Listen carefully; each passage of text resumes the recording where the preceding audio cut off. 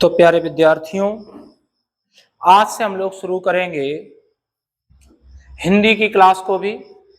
और हिंदी की क्लास जो हम लोगों की होगी वो विशेष रूप से कंपटीशन वाले विद्यार्थियों के लिए, और जो एकेडमिक के विद्यार्थी हिंदी में बहुत अच्छा प्रदर्शन करना चाहते, बहुत कुछ सीखना चाहते, हिंदी में त्रुटियों को, उनसे संबंधित व्याकरण को, वर्णमाला को, रस को, छंद को, अलंकार को, या इससे भी संबंधित बहुत कुछ, तो वो लोग भी हमारे इस चैनल के माध्यम से जुड़ पाएंगे, बहुत कुछ सीख पाएंगे।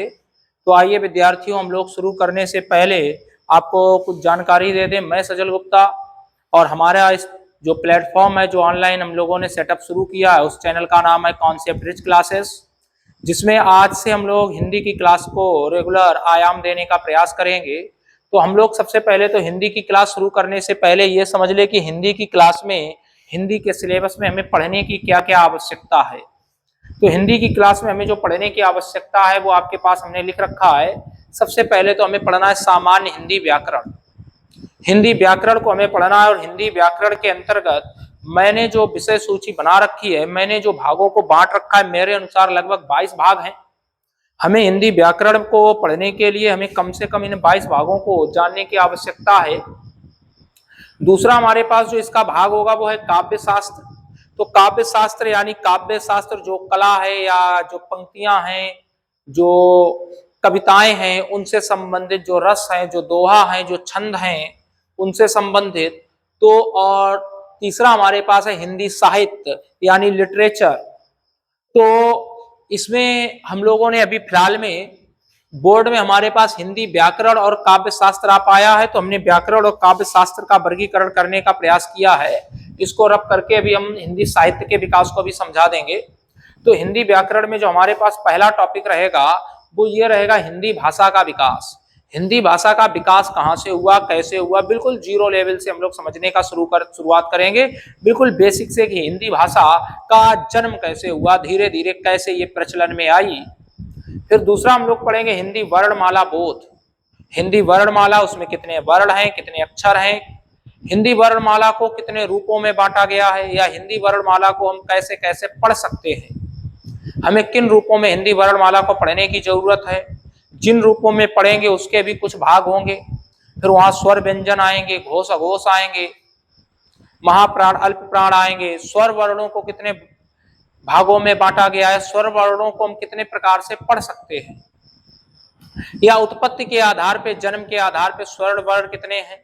तो ऐसी बहुत सारी बातों की हम लोग चर्चा करेंगे। फिर हमारे पास है हिंदी शब्द रचना।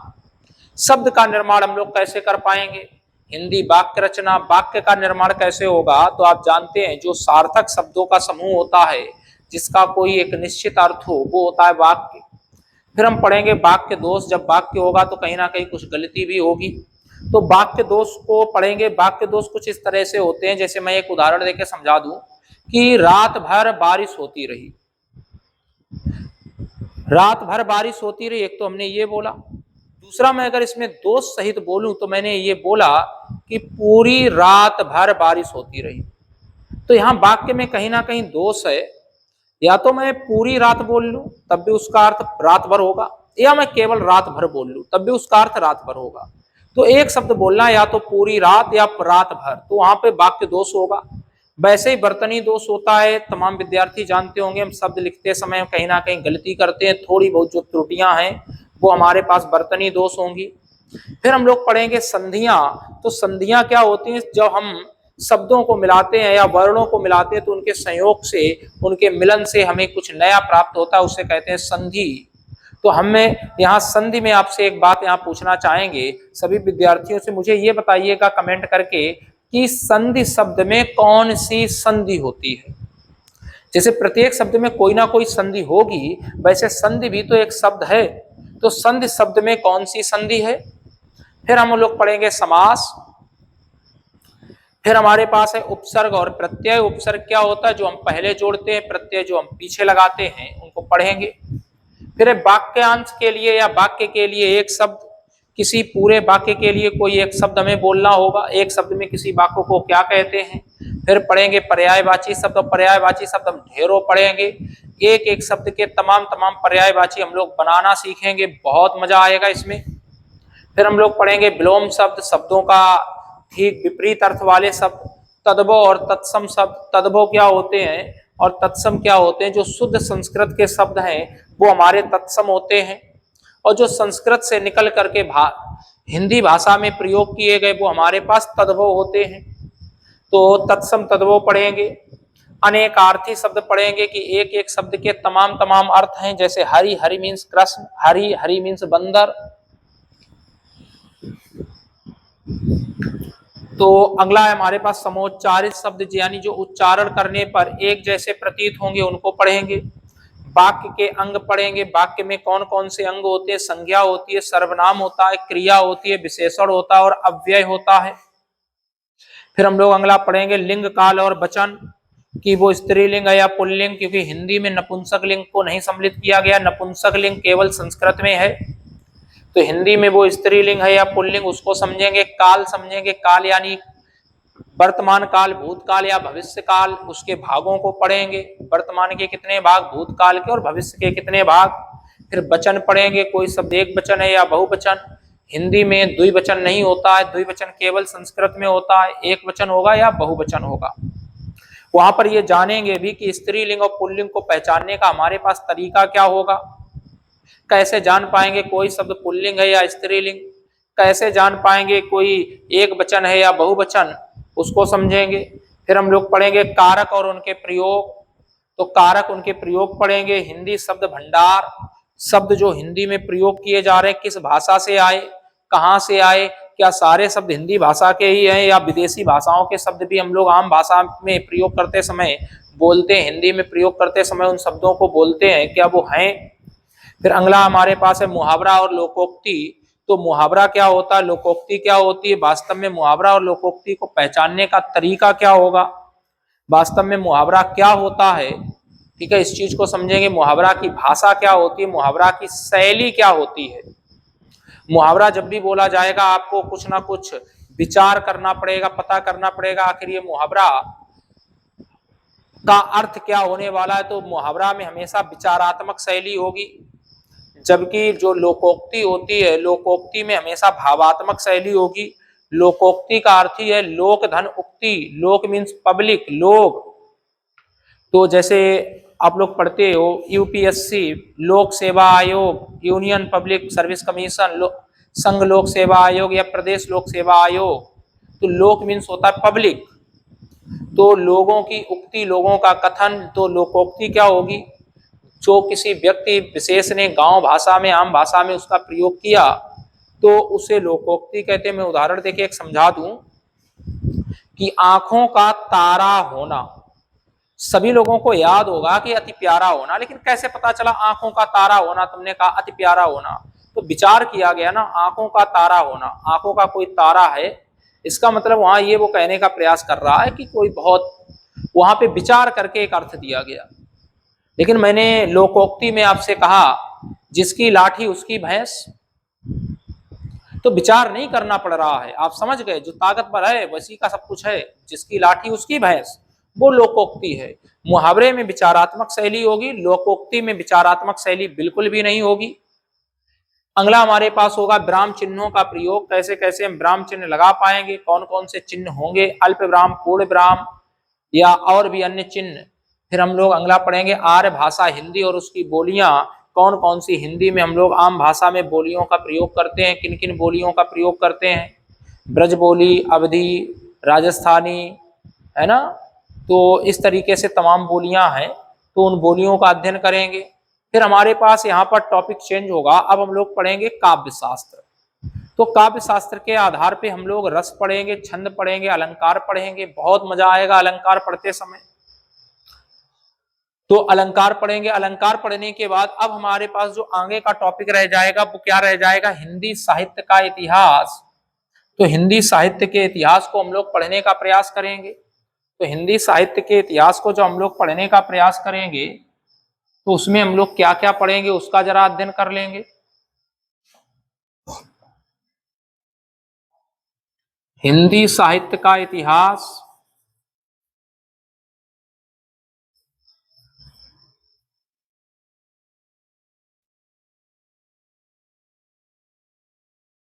इसमें हम लोगों को क्या क्या पढ़ने को मिलेगा, क्या क्या सीखने को मिलेगा, उसको जरा समझ लेंगे। इसकी विषय सूची को हम लोग एक बार डिवाइड कर लेंगे।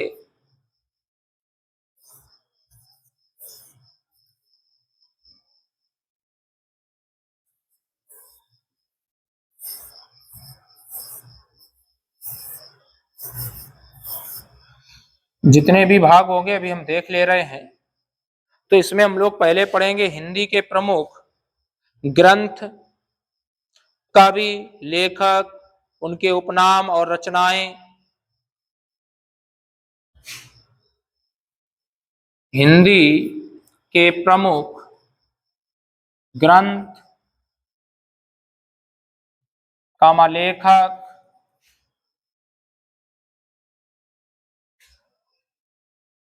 उनके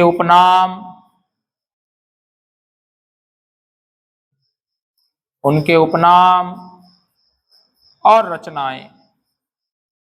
उपनाम और रचनाएं, ये हम लोग पढ़ेंगे। अगला हम लोग इसमें सीखेंगे हिंदी गद्य और काव्य यानी हिंदी गद्यांश और काव्यांश तथा उससे संबंधित प्रश्न। हिंदी का गद्यांश, काव्यांश,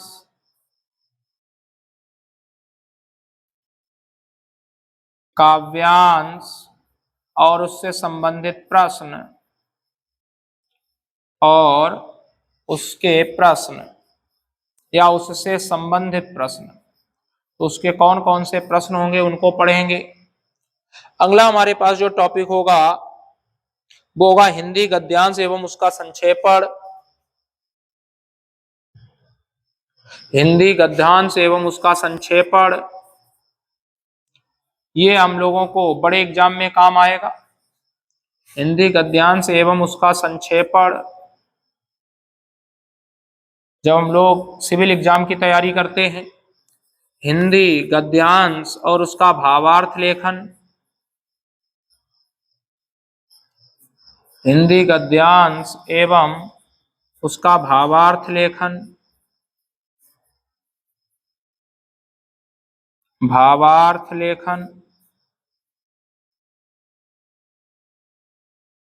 अगला हमारे पास है हिंदी से संबंधित पुरस्कार। हिंदी से संबंधित पुरस्कार, हिंदी से संबंधित पुरस्कार।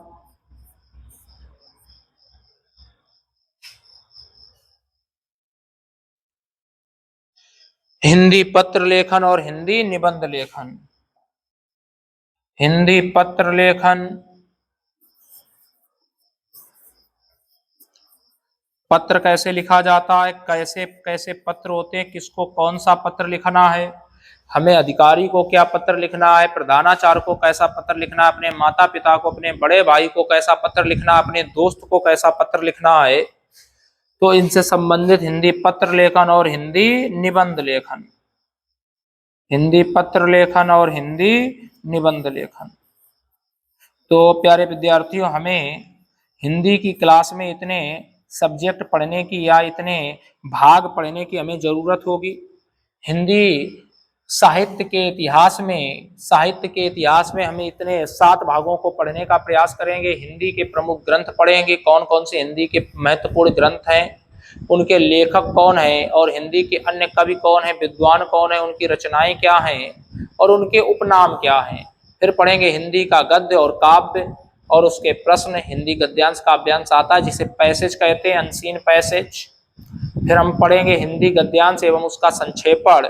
ये आपको सिविल एग्जाम में देखने को मिलता है, गद्यांश आएगा, उसका संक्षेपण यानी कम शब्दों में उसे हम कैसे लिख पाएंगे, कैसे समझ पाएंगे। हिंदी गद्यांश एवं उसका भावार्थ लेखन, उसका भाव क्या है। फिर है हिंदी से संबंधित पुरस्कार, हिंदी में के क्षेत्र में किस विद्वान को कौन सा पुरस्कार दिया गया, कौन कौन से पुरस्कार किस कार्य के लिए दिए जाते हैं। फिर है हिंदी पत्र लेखन निबंध कैसे लिखोगे।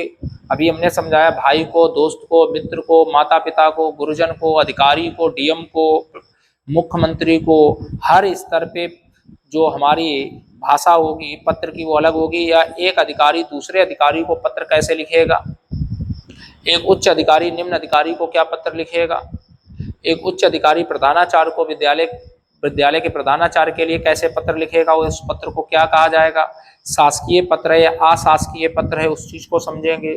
हिंदी पत्र निबंध लेखन, तो हिंदी निबंध लेखन को समझेंगे कि निबंध कैसे लिखना है हमें।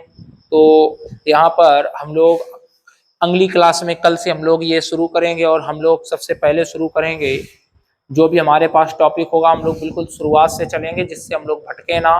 तो हमें लगभग 22 हमें क्या पढ़ने हैं, 22 भाग पढ़ने हिंदी सामान्य हिंदी व्याकरण के अंतर्गत। सामान्य हिंदी व्याकरण के अंतर्गत 22 भाग पढ़ने हैं। काव्य शास्त्र के अंतर्गत हमें 3 भाग पढ़ने हैं, रस छंद अलंकार। और साहित्य के में हमें 7 भाग पढ़ने हैं, तो 22 3 25 7 32। तो हमें हिंदी पूरी विधिवत पढ़ने के लिए इन 32 भागों को पढ़ने की आवश्यकता होगी, और हम लोग बहुत जल्द इससे जुड़ने का प्रयास करेंगे। आपसे उम्मीद करते हैं कि आप हम लोगों का बहुत साथ देंगे, आप लगातार जुड़े रहेंगे, पढ़ते रहेंगे। तो कल से हम लोग मिलेंगे अपने समय पर। आप क्लास को एक बार लाइक शेयर सब्सक्राइब जरूर कर लेंगे। सब्सक्राइब इसलिए कर लेंगे ताकि हम लोग जब हिंदी की क्लास का शेड्यूल बनाएं तो आपको एक शेड्यूल समय पर उपलब्ध हो, और आपको पता चल सके हिंदी की क्लास अब आपको रेगुलर कितने बजे मिलेगी, जिसका एक निश्चित टाइम आपको बता दिया जाएगा। तब तक के लिए सभी विद्यार्थी पढ़ते रहें। जय हिंद।